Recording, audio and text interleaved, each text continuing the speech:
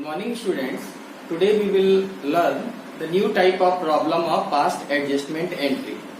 Now we will see the omission of appropriation.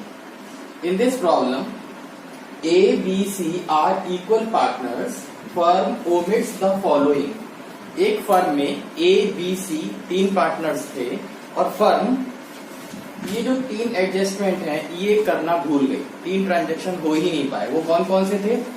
₹20,000 interest on capital each and ₹40,000 salary to B, ₹20,000 commission to C. Pass adjustment entry.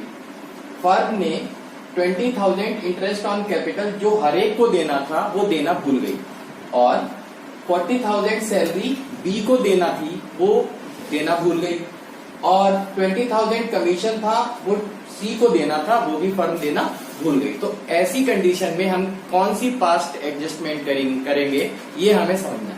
तो देखिए, सबसे पहले हमने आपको बताया था कि इंटरेस्ट ऑन कैपिटल, अब इंटरेस्ट ऑन कैपिटल डेबिट में आता है जब हम देते हैं, लेकिन हम देना भूल गए तो फिर वो कहाँ आएगा?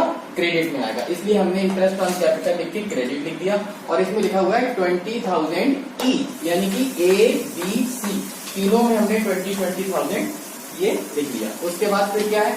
40,000 सैलरी टू बी। सैलरी आपने एप्रोप्रिएशन अकाउंट में देखा था कि सैलरी कमीशन ये सब टू में आते हैं, डेबिट साइड में आते हैं, तो जब हम देते हैं तब आते हैं, लेकिन अभी हमने दिए ही नहीं है तो फिर क्या होगा? वो हमने ये फिर से क्रेडिट में लिख दिया, सैलरी क्रेडिट, लेकिन बी को देना भूल गए थे इसलिए बी के कॉलम में हमने ये लिख दिया।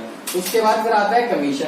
कमीशन सी को देना भूल गए तो कमीशन लिखा, जब देना भूल गए तो फिर क्रेडिट हो गया और ये बी सी के कॉलम में ये आ गया। अब इसके बाद क्या करना है वो हमें समझना है।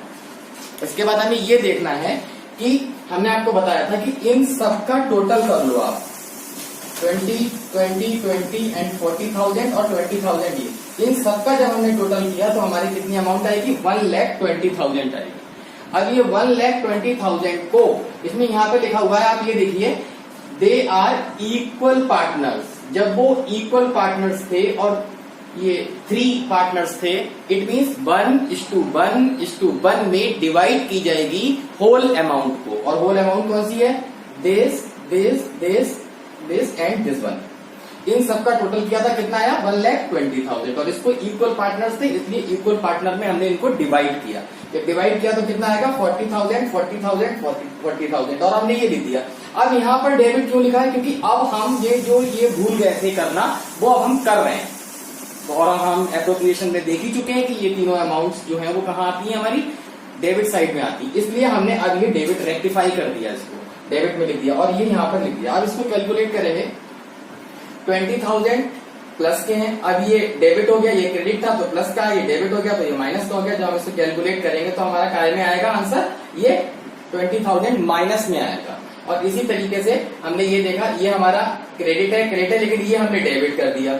अब जब डेबिट कर दिया तो ये फिर ब्रैकेट में आ गया, इट मीन्स माइनस की डिजिट हो गई है। अब हमने इसको सॉल्व किया, ये 60,000 है और ये 40,000 है तो ये फिर प्लस का आएगा, ये हमारा माइनस का आएगा ए वाला, और बी वाला जो हमारा वो 20,000 का में आएगा वो प्लस में आएगा।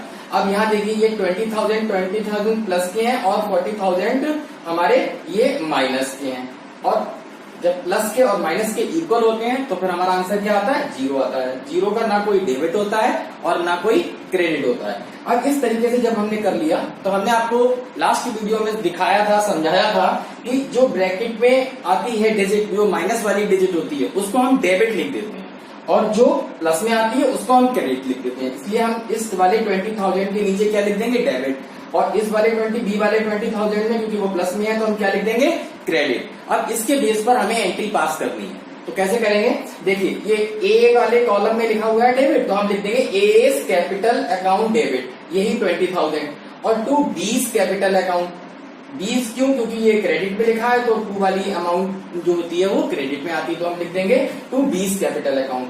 ये भी 20,000 की होगी क्योंकि ये भी अमाउंट 20,000 की है और ये भी अमाउंट 20,000 की है, तो फिर हमारा क्या आंसर आ जाएगा? ये A's capital account debit to 20 capital account 20,000 आ जाएंगे। Being adjustment entry pass. Thank you.